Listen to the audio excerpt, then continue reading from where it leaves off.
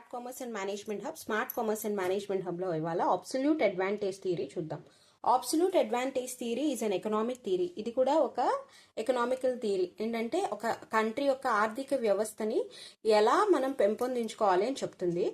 Absolute advantage, అసలు absolute advantage అంటే ఏంటి అంటే ఒక కంట్రీ తన యొక్క సామర్థ్యం, ఓకేనా, అది ఎందులో సామర్థ్యం అంటే ఉత్పత్తి, అంటే ఏదైనా goods producing of any goods and services, ఓకేనా, అందులో ఏదైతే ఎఫిషియెంట్గా ఉందో దాన్ని డెవలప్ చేయడం ద్వారా కంట్రీ యొక్క ఎకనామికల్ వెల్ బీయింగ్ని కూడా అంటే వెల్త్ని కూడా డెవలప్ చేయొచ్చు అని చెప్తుంది అనమాట. Absolute advantage theory is an economic theory, states the importance of efficiency and specialization in trade. Trading అంటే ఏంటి? Buying and selling of goods, అవునా?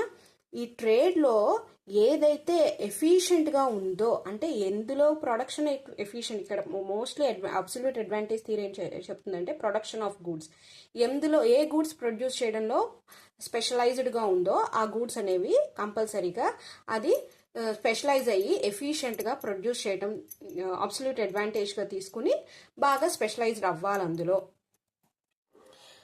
దాని ద్వారా వెల్త్ అనేది మ్యాక్సిమైజ్ చేసుకోవచ్చు, ఎకనామికల్గా వెల్ బీయింగ్గా ఉండొచ్చు ఆ కంట్రీ అనేది. Efficiency in production, if country A can produce 10 tons of wheat while country B can produce only 5 tons, country A has an absolute advantage in wheat production. అంటే ఏంటంటే ఇక్కడ example చెప్తున్నారు చూడండి.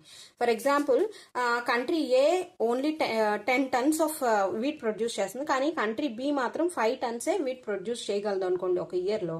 అప్పుడు ఏం చేయాలి? ఈ కంట్రీ ఏ అనేది వీట్ ప్రొడక్షన్ మీద కాన్సన్ట్రేట్ చేయాలి. దాని యొక్క అబ్సల్యూట్ అడ్వాంటేజ్ అంటే దాని యొక్క క్యాపబిలిటీ ఎక్కడుంది?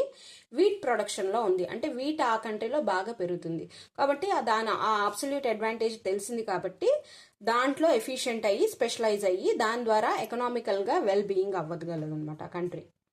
Specialization. Each country should focus on production on goods where they have an absolute advantage. ఈ absolute advantage థియరీ అని చెప్తుంది, ఏదైతే ప్రొడ్యూస్ చేయగలదో ఒక కంట్రీ బాగా దాంట్లో వాట్ ఈస్ దేర్ క్యాపబిలిటీ అనేది చూసుకుని స్పెషలైజ్ అవ్వండి చెప్తుంది, ఓకేనా. This means that each country can produce more of what they are best.